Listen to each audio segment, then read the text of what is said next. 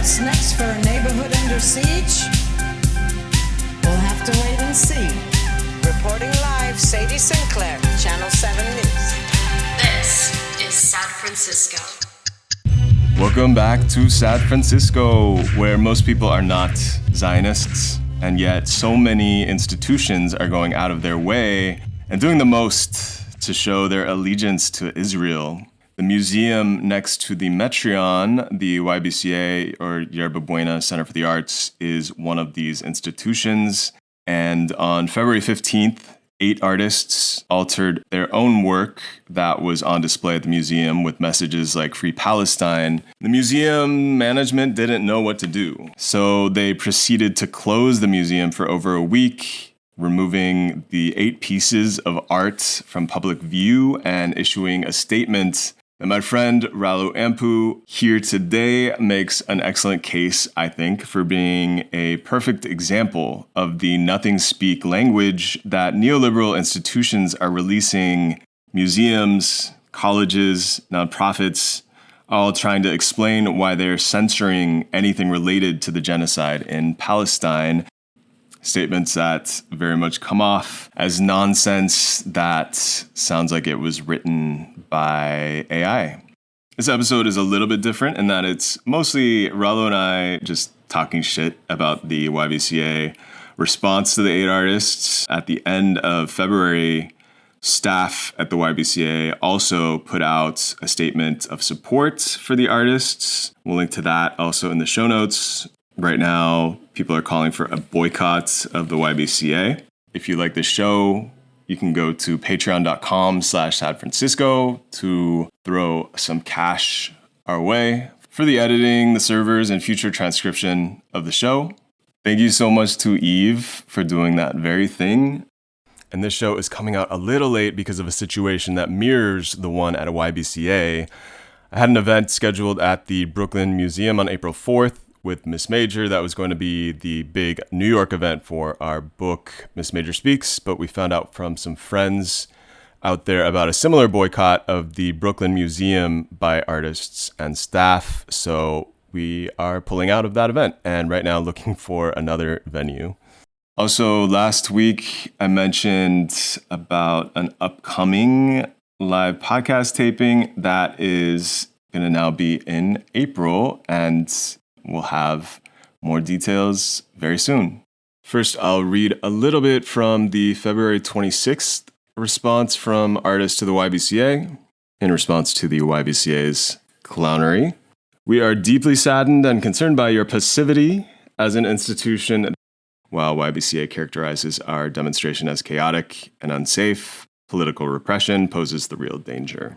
What is happening in Palestine is not a war between Israel and Hamas. It is a well-documented genocide and ethnic cleansing being committed by the US-backed Israeli government against Palestinians to fast-track its settler colonial project. Zionism is a political ideology, and opposing it has nothing to do with discrimination against religion, ethnicity, or national origin. It is about opposing an apartheid state that has committed extreme violence against Palestinians since the Nakba in 1948. We will keep turning out week after week until the siege stops.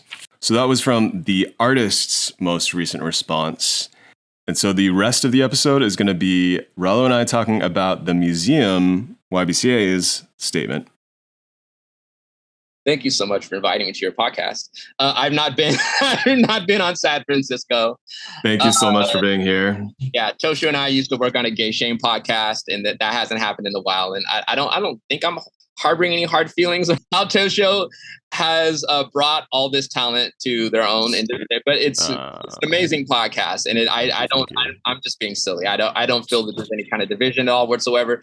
Anyway, this document that I really want to talk about that I think is really illustrative, and and it's also like what we're talking about, like it isn't really a metaphor for what we see happening in San Francisco or any other large city in the U.S. that's having to deal with neoliberalism, or is just, our neoliberal city or the city that exists in a neoliberal moment, or whatever you want to call it. But it's like, what do we see? So there's this intense hyper-homogenization, hyper-suburbanization, hyper-deodorization, as Cornel West probably say, that's happening in the cities where it's just like, there's like this intense urge or just force that seems to be propelling them to remove anything that is like geographically or culturally distinct in the city. Like the thing that you move to the city to, there's like they want to remove that and just make everything completely homogenized, suburbanized, completely identical. And it's really intense because that's like what the global, because it's like you don't want to. I don't understand it. It doesn't make any fucking sense. And I do think that there are limits to it. Like, I don't think this would ever go so far to like, you know, them wanting to remove like the Eiffel Tower or Big Ben from like a European city, or you know, whatever. It's just, I think the limit are the things that go on postcards. Like they'll never get rid of the Golden Gate Bridge, but anything else is fair game. Just completely fair game. And like just the other day, a friend and I were walking through the Castro and we noticed that Castro Theater was going to be boarded up until 2025. And just, I don't know, just thinking about what's happened to that and like the fight to save the Castro Theater and like how they're just fine with gutting it, getting rid of the seats. I mean, I feel like people move here so that they can have the marquee or whatever it's called, the blade, like the Castro thing visible from their eye line of the condo. Like, I don't understand why they want to get rid of it. I mean, they probably want to preserve that piece, but then get rid of everything else the Castro Theater represents, you know, because it's I don't need to talk about it. It's not terribly interesting, super, but I mean, it is, you know, if you're like a film person to know that like they're just trying to get rid of the Castro Theater, which is like one of the great movie houses. I was worried they're going to make it into a guerrilla gym. I guess they decided that they were going to make it into like an event venue or something, which is like, you don't really, I don't know. I mean, we already have the Chase Center. We have the Billy Graham Civic Auditorium. We have the Fillmore. There's just like lots of places for events to show up. But then I feel that they could keep it a movie house. Like, I think it is interesting that the Metron is like going indie movies there and shit. And at the same time, they're like shutting down all these indie movie houses. Yeah. So it's just like, I don't understand. I mean, they could just as easily screen, like, you know, we saw the Zone of Interest. Like, you know, we just as easily could have screened it at the Castro Theater rather than where we wound up. And it's it makes no fucking sense. So I don't know. I mean, but the city, I mean, we like something that we should note is like the city has made decisions around subsidizing certain entertainment venues, such as the Metreon. I mean, the Metreon is the result of millions of dollars of funding from taxes put towards the redevelopment of this neighborhood that was formerly Filipinx neighborhood that existed in the 1950s, 60s. And the Redevelopment Agency of San Francisco, it was a very concerted effort to wipe Soma clean of a lot of its Filipinx history, and in particular, the Metreon and Yerba Buena Gardens, where Yerba Buena Center for the Arts is located, is right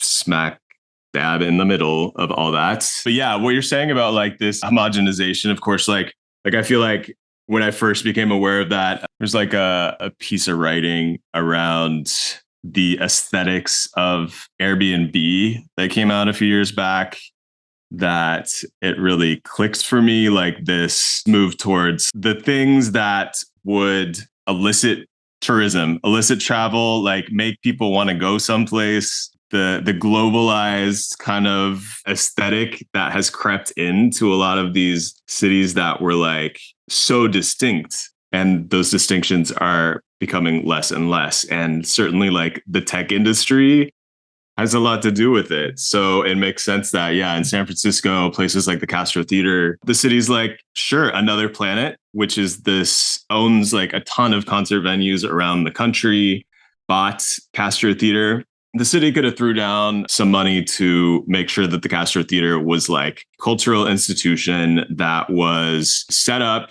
to succeed, and whether or not it made money off of showing movies, the city could decide this is a place that is relevant to us locally. It obviously like draws in people from around the world as well. And it could have made a move and could have turned it into some nonprofit like the Roxy if they really wanted to. Yeah. No, I think what it shows is like this neoliberal principle where it's like emptying out or just hollowing out life in favor of, you know, some notion of globalized living. it's sort of what an Airbnb is. Like people don't live in that house, but it's kept vacant for people so that they can turn a profit. I was thinking of it in terms of a metaphor, but it's probably just a redundancy of the same process. So the same principle. It's like we can't have artists doing their art shit. Like it needs to be this globalized consumption thing, which is just like the Castro Theater. We can't let it just be a community movie theater where, I mean, back in the day, the Castro Theater used to have like Robert Altman film festivals. And like Robert Altman is like one of my favorite filmmakers. And I just think about how that culture just does not exist anymore. And of course, it's for a variety of reasons, but just like that's like not even possible now. Like it needs to be made vacated for, I don't know, they'll have like some weird random stand-up comedians be there, or they'll like, oh, you know, what's really funny, and I don't really know what the logic is behind it. I think it is just to prove this sort of way to fail a viability test around showing film. Like they'll have a screening, like a $40 screening of like The Empire Strikes Back, which is like, you know, you could just like, or it'll be something that you could just stream, you know, which I don't at all mean to like denigrate the experience of seeing something in like a movie theater. But I mean, I don't think I'm going to be spending 40 or 50 bucks just to go see a movie that I've seen already. I mean, I don't really know what that is. Like what, but I would, like I said before, be excited to see something that is, you know, was released recently, you know, like they could show Earth Mama, which was made by a Black British person, but it's like sort of shows it, or they could, you know, set in Oakland, has to deal with this person who's like a pregnant person, etc. Like they can show that film. Like, why can't I see that film? But anyway, this statement is sort of like an expression of this, like, I don't know. I mean, it might sound ableist. I can't think of any other way to describe it except for psychosis. It's just like, okay, let's just get to this statement. So the Yerba Buena Center for the Arts, they released a statement and it came out on the 21st. And so it's a statement of 215 protest. There's just a number of things. I think what I really want to pull out of this is how power demonstrates itself by this sort of capacity to sort of sustain these like unsustainable like contradictions, like fundamental, like fatal contradictions. YBCA is trying at the same time say, we want to create a safe and welcoming space for diverse viewpoints. That's like something that's like in the second paragraph. Actually, let me talk some more about this statement. So this statement, so it's kind of funny. So if you go to the YBCA website, and then you're like on the homepage and you see Bay Area Now 9, right? And then you click that image and then it takes you to the Bay Area the Bay Area Now 9. And you're scrolling down it, and there's a bunch of stuff. It's a long page. There's a bunch of stuff. There's a bunch of little. There's like what is this? I don't know what this is. It's like artists workshops. There's tours, screenings, films, workshops, tours, screenings. There's dance happening, public art. There's like a link to their YouTube thing that's embedded in the page, and then it goes down further and read more video. These are the videos of the artists. So they made a video of each of the artists. All 30 artists, I think they made videos. I don't know if they've all been posted yet.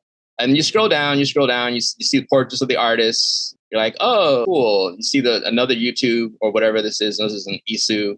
Then it's like a text explaining what Bay Area Now 9 is. You go some more YBCA. And then you get to the bottom of the page. And then it's like their links to social media, like the rest of the sitemap. And you don't see this. So this statement is buried on something. I can't actually tell you how you can even find it on the website.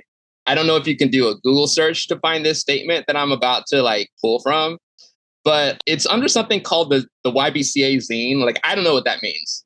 Whatever, there's no link to the zine on the page that I just described. So it's super buried on the site. So this statement, and it's important to note that this statement that we're pulling from, that we're responding to, it wasn't posted on any of their social media.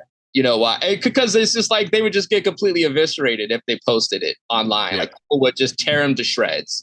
And it's like, I mean, I apologize. I need to think of a synonym for psychotic. I want to say, I just feel like there's this overdetermined terms like evil. Like evil doesn't really capture it because I think it's disorganized. Like it's, again, only just a pure expression of this contradiction, this like unsustainable contradiction. And I just want to read really quickly from this pretty long, kind of longish paragraph. And like I said before, in the statement that YBCA released, they sort of recount the event on February 15th. And it's their take. And they also describe themselves hilariously as forward-leaning. And so then this is their account. whenever a Bay Area Now 9 artist has asked about YBCA's position on the Israel-Hamas war, and we could just stop right there. Media outlets, pundits, elected officials, any asshole liberal person who continues to refer to what happened on October 7th and what's happened in the wake of that, primarily Israel's disproportionate response that is genocide. Just like basically genociding. It's not a war. Like Israeli airstrikes have just completely decimated and destroyed the population. It's just the amount of horror, the complete raw terror of it. It's just on a scale to think that 30,000 people have been murdered in just 4 months. Like, it's like a horrible new precedent for what's capable in modern warfare. Or like not even like the United States. Like the United States didn't, the United States sponsors Israel, but it wasn't like the United States was the, aggressor. Like it's the proxy aggressor. But this was like just with their military that they were able to accomplish this is completely horrifying. That's what I think has moved a lot of people who are, left forward leaning or just like whatever to like want to come out and speak out about it, because it's been you really can't say enough about it. I'm noting it here. It's an overstatement. Anyone who's listening to this podcast, I'm sure, is aware of this, has participated in some sort of protest, but I just want to reiterate that. So It's like this statement, this word, this expression, quote unquote, Israel-Hamas war. That's just like, I don't know. That's just like, you just can't say that. It's not real. It's fiction. So anyway, so this is the register that we're operating at. Okay, let me continue. Yeah. So it's just the language of every statement that came out on October 8th that every institution that we know of was putting out a statement with this kind of language that was so equivocal that just kind of denied the previous 70 years of occupation since the Nakba in 1948. So, I mean, it's almost like edging as far as like I'm concerned, because it's like threatening you. It's like, come on, aren't you going to say something about this? How we're equivocating that we're doing here is so absurd. It's kind of like this is a fair fight almost. Yeah. Which is, again, like, as I wanted to like sort of unpack, it's just the idea, cowboys versus Indians, this fantasy. Yeah. It's just like the way that it's romanticized, the way that European colonial aggression and the, westward expansion, manifest destiny, like the way that it's described as like a us versus them, like it was, let me just begin again. Yeah, Israel-Hamas war. For this reason, whenever a Bay Area Now 9 artist has asked about YBCA's position on the Israel-Hamas war, we have encouraged further conversation in the hope we could discuss these issues and explore any relationship to programming in our spaces. And this is an out-and-out lie. I can't really get into the specifics, but I think I can say that at least 2 of the participating current Bay Area Now 9 artists were interested and asked if they could make a statement of Palestinian support in their piece, and they were told resoundingly no. So this is just pure gaslight. This is just pure, encourage further conversation. This is just complete nonsense. Encourage further conversation, but further conversation. Well, I like how it's we actually need to delete the conversation. Yeah. Well, this is the conversation. Like what they did on the 15th is the conversation. And so it's just like, what do you mean? It's just anyway. Okay. I'm never going to get through this. But anyway. Right. Well, no, I think it's also just real quick. Yeah. To note that they had also shut down like what was to be like a call for ceasefire on the marquee of the YBCA. Yes. Yeah. And then I think that was in the paper. Yeah. They called out, or rather YBCA's statement around that was that the call for ceasefire would be facing the Jewish Contemporary Museum. Yeah. Like, if you are really going to take that seriously as like an offense, there's also other buildings in between the marquee and the Jewish Contemporary Museum. But I mean, we need to actually talk about that. Too much credit. Yeah, no, I mean that particular thing, because that was in the KQED thing, right? Where they said that, and it's just like it's kind of, I don't really know what to make of it. I guess there's a number of readings. You could say it's like quiet part out loud. Oops, like it's like they weren't supposed to say that. Right. But then it's kind of like it's like an open acknowledgement of like what the actual thing is. But also it's funny because it's like it's throwing is throwing the Contemporary Jewish Museum under the bus, which in this particular moment, in this context, like I've not been keeping up on how they've responded since October 7th and like what they've said or anything.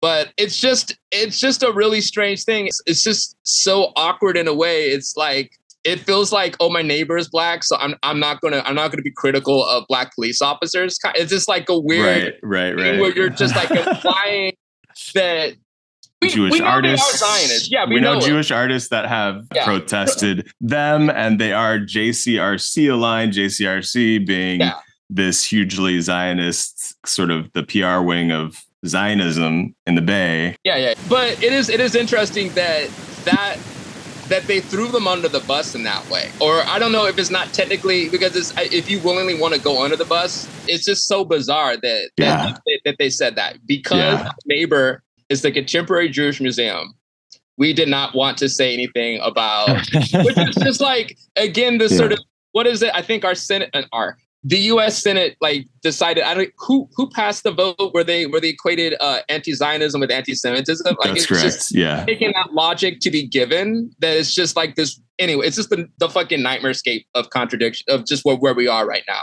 But anyway, or where we've been for some time, actually. And this is not new. This has been going on for a while. What's interesting is that the public discourse that's happened is kind of people who've been organizing around Palestine for some time will say that this is like unprecedented what is happening in this moment. Anyway, but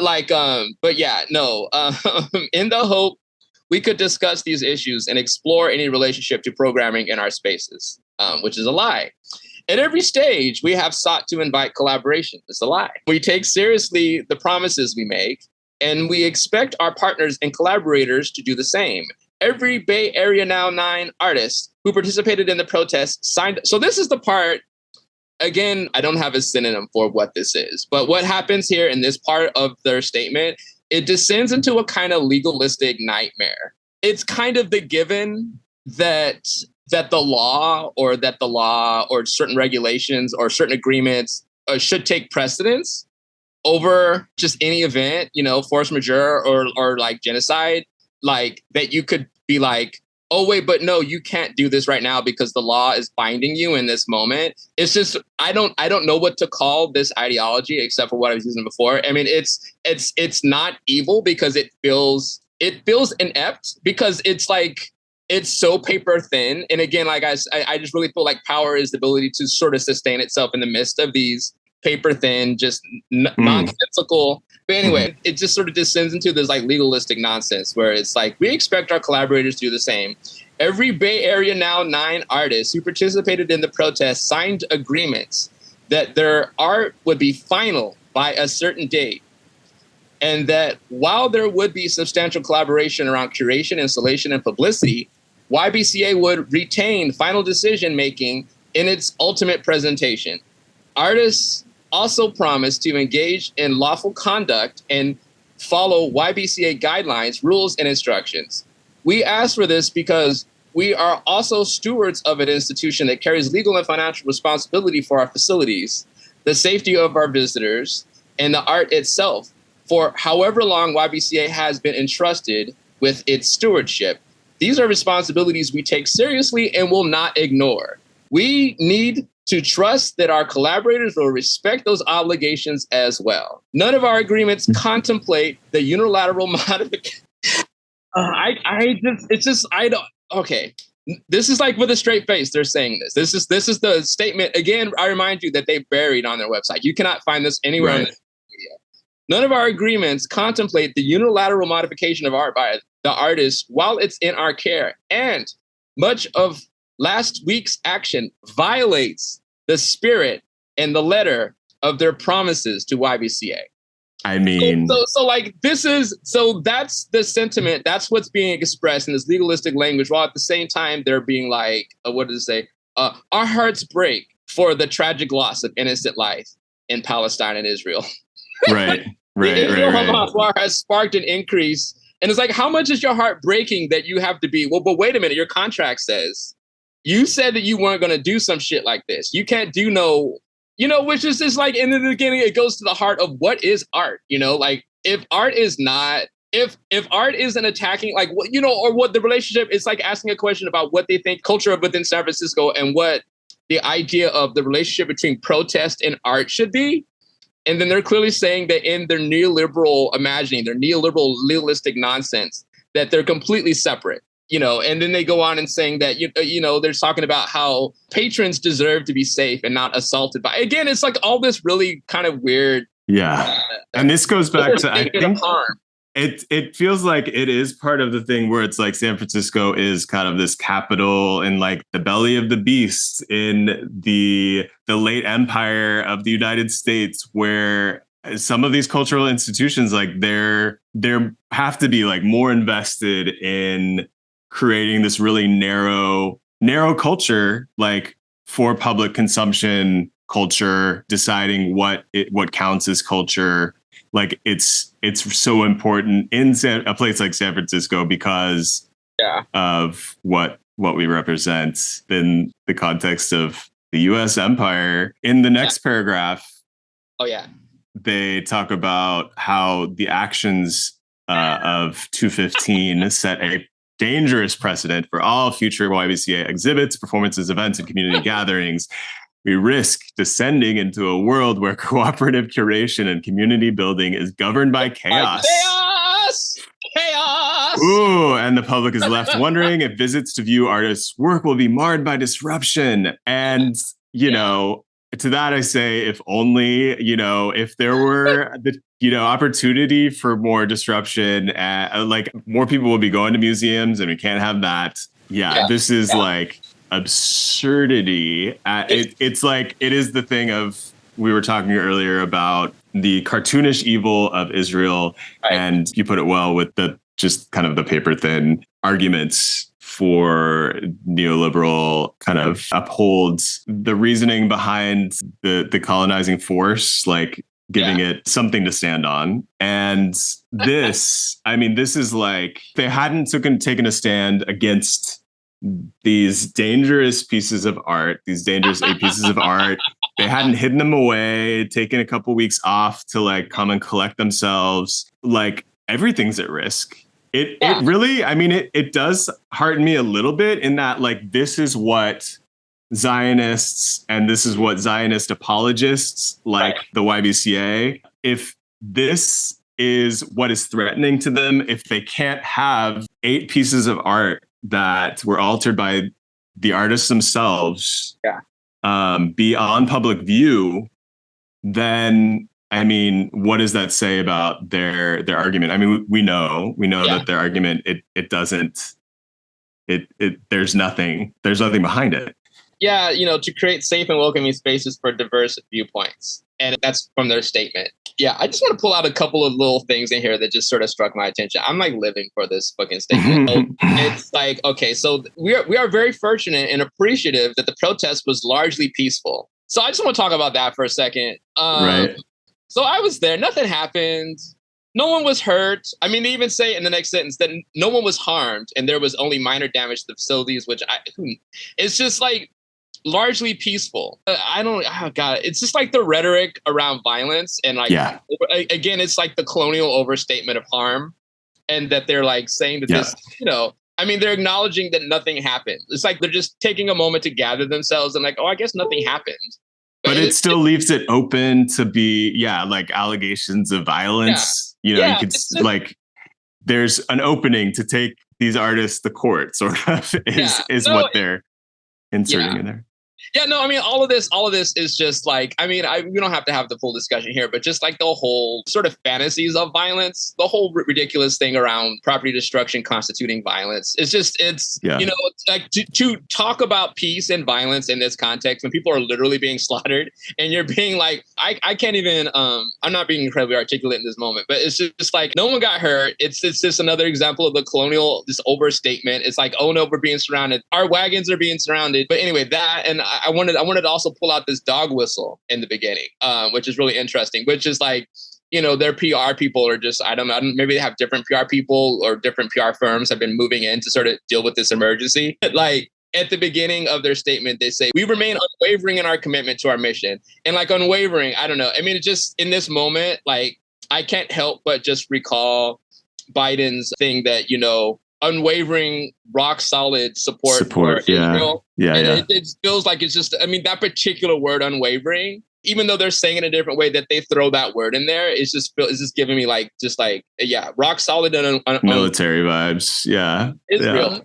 To curate, unwavering in our commitment to our mission to curate exhibitions that celebrate creative expression and foster meaningful connection, that's like the full spirit of the protest on the 15th. But anyway, and there's another thing I wanted to pull out. So one of the demands was asking that their Zionist board members be removed, that they leave, that they no longer be on the board, that Zionists can no longer be on the board at the Yerba Buena Center for the Arts. In response to that, I think elsewhere throughout the statement, they say that the demands are unreasonable, illogical, nuts. And so in this one sentence, they go, furthermore, while we are open to dialogue, we will not agree to demands that insist YBCA discriminate on the basis of religion, ethnic background, or national origin.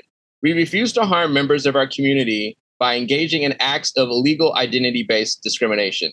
That's a little vague. So there were two interesting demands that had to do with Zionism and sort of secret Zionism. So one of the demands included, and I think they still kept this, that YBCA proudly announced their Zionist affiliation so that people can make informed decisions on whether or not you want to participate in a space that is going to be toxic and harmful or worse. So it's just like, there's that. And there was the other demand that they had that was like, that the Zionist board members either announce themselves or leave.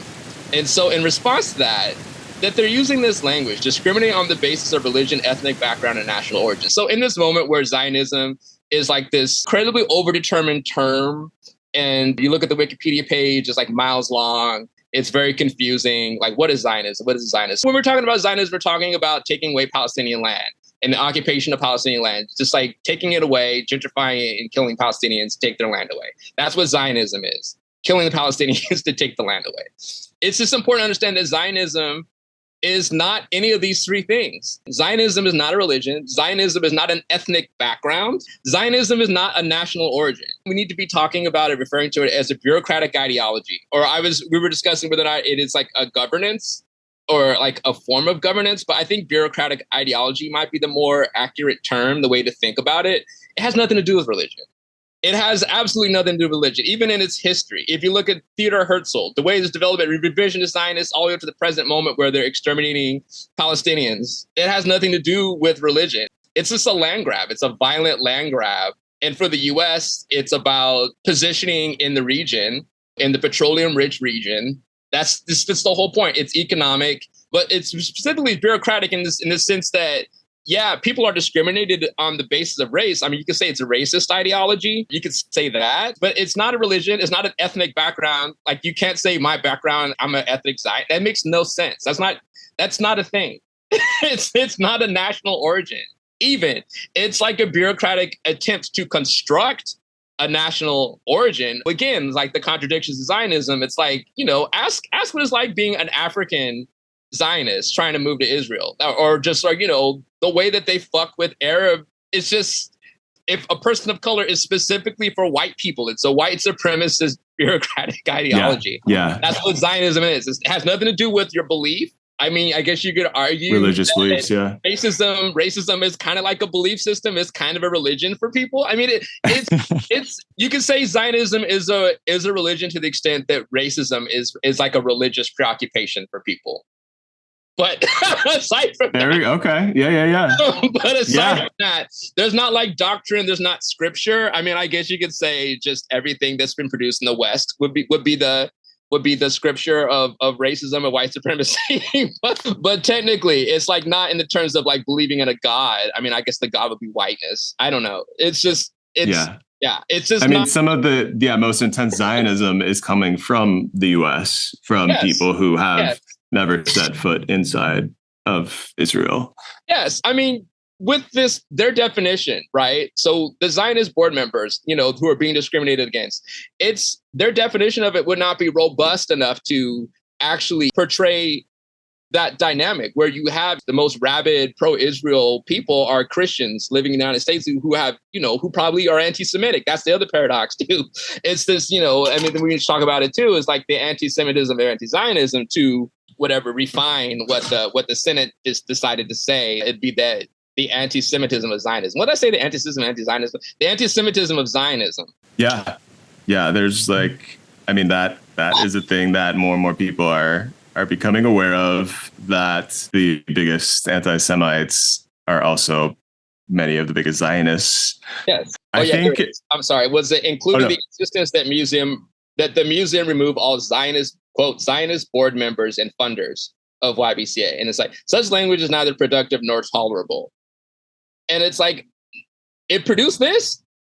Yeah. No. And in this, I feel like, I mean, the artist did us a favor, and then YBCA kind of did us a favor in their own way by making a statement like this, albeit, hiding it away in the YBCA zine, because it lets us know that all of the gaslighting that traditional media has been doing, whether by omission of Palestinian voices or just by glossing over the genocide, using different terms to sort of soften what the US have been doing to Palestinians, it helps to have these documents where a cultural institution is like just showing their ass. You illuminated this for me a long time back, years ago, by cluing me into the CIA's funding of cultural institutions during the Cold War, of course. This isn't like the first example of abstract expressionism, show not tell, that whole thing. Yeah. Yeah. The Iowa Writers Workshop, all of these sort of aesthetic, abstract expressionist movements in the arts. Art that doesn't say much, right? If anything at all, right? Art where the meaning isn't like on the surface, isn't propagandized. It is very interesting, and again, it has to do with the relationship between art and protest, and like the CIA's attempt, or FBI, whoever the fuck it was, that like ran that, the Iowa Writers Workshop. The whole idea around showing and not telling. Which to sort of break down this it's fairly familiar. Like I think a lot of people who are in I don't know how else to describe it, like an aesthetic sort of hipster space are familiar with this whole thing, and that the value of a film or a value of a text is judged on exposition. A lot of corporate media franchises and brands, their narratives tend to be exposition heavy, instead of trying to focus on the feeling or what people like artistically, what it is cinema can accomplish as a medium, like how it can communicate and convey things more subtly, and like just sort of the elevator pitchification of everything. Like everything needs to be distilled down into an essential statement that can be commodified, that can be communicated across different markets. It's just all about that. And that's sort of all stems. So it's like a lot of people respond to that, and they will prefer that things are shown in this artistic way rather than told. What was it, a film that we caught? It was a Tarkovsky film, and Tarkovsky was a Russian Soviet filmmaker. And how they'll just be like moments where there's just propaganda will just pop up in the middle of the text. And so this thing that, Toshi and I are talking about, it was like an effort by the United States to try, it's like a kind of cultural warfare to sort of thwart that kind of thing where, and it also has to do with sort of the popularization, there's like the idea that like abstract expressionism was like a ploy. Again, like, in the McCarthy era to sort of weed out just like, and it's kind of like, leads to or has a direct correlation to, I feel, the corporate art of today that says nothing to like, even a close friend of the podcast, Finch, and their work that, or just like even, I mean, I don't know where Shepard Fairey is now on this whole spectrum of, but like, what Shepard Fairey did with fucking Giant was, according to like this coffee table book that was at the Virgin Megastore, rest in peace. Like when he started with the Andre the Giant stuff, it was he was intentionally trying to appropriate feminist, just certain stylistic techniques and completely depoliticize them. That was his effort, and you can see Finch as an extension of that. This sort of really bro-y kind of like, it's like, no one's forcing you to go to art school. I mean, you have all this rage around having to learn about feminist artists that were trying to, again, like work against the show and not telling, and telling people, like telling, there's like a lot of art. There's a major tradition, Barbara Kruger, Jenny Holzer, where it's like the art itself is just text. There's that whole thing. So if people want to understand what that is when they come across it, like on a Instagram mood board, that's what it is. It's like the idea of text itself, like just telling people what it is or using it in a more explicit way. And, I guess what's implied is that I'm equating that to what, comic book movies do when they're like, we need to get the kryptonite in order to kill the Godzilla from, to get the One Ring. It's just like, I'm not doing that. But what happens is that I think what's lost is that history is the cultural value of propaganda and the relationship of protest to art. Yeah, no, I feel like that sums it up. Was there anything else from the letter that you felt like deserves to be read? I was really moved to want to respond to this idiotic thing. I think what I wanted for this podcast to be, what this little thing to be, was just about like how anti-colonial, anti-Zionist, pro-Palestine, just organizers, political movements respond to this like rhetorical morass that is created around Zionism, around like Palestine, like how we talk about these things, and just like how do we deal with the liberal. They have all these public relations resources, and part of it is always about trying to control the narrative, and we've really fucked them up like since October 7th, like all the organizing and just like having Jewish folks come out and be like, I am a Jewish person who is anti-Zionist,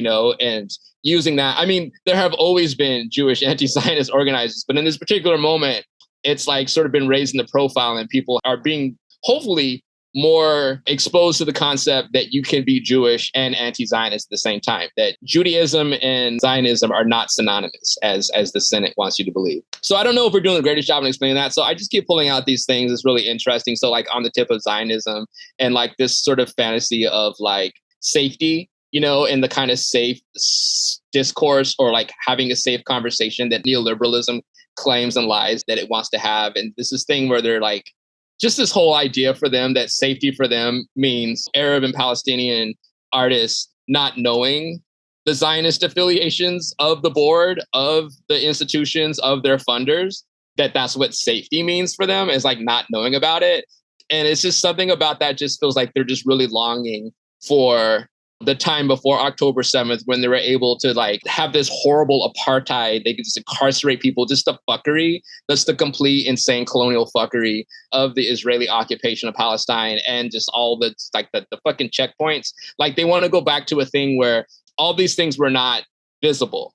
And that's what's safety for them. It's like not knowing about what they're doing over there, and that's what safety is. Just like, again, I need a synonym for this word I want to say, but it's just so harrowing, but also hilarious, but also I don't know. And like one other thing, we were just commenting on how this whole document, and I don't know, I mean, it's yet to be proven otherwise.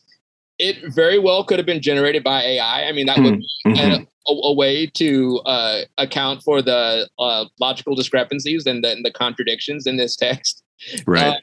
But we could say that as a joke, but that is the reality of what the left has been. I mean, it's always been progressive except for Palestine. And people are really familiar with that term. And hopefully this is an indicator that we will never go back to that. Like, it's not like the genie's not going. I don't know. Yeah. What's the other one? The Pandora's box cannot be unpandored or whatever. There we go. Said perfectly. Yeah, I appreciate it. Everything that's come out of my mouth tonight has been so eloquent, and still, Israel is losing the PR war, regardless of what comes out of my mouth. Most people in the US, in the belly of the beast, are not being convinced by these letters that have been typed, into Chat GPT, like, give me 1,000 words of DEI speak that has no content. That's what's fascinating. We were like, the nothing speak. And it's the nothing speak that we're super familiar with in San Francisco. Is the nothing speak of London breed, of like how we want to create dialogue, but also you can't say shit. Yeah. It's just like, Right. Yeah, totally. I think that sums it up. I feel like we could just stop there. Yeah, no, that was great.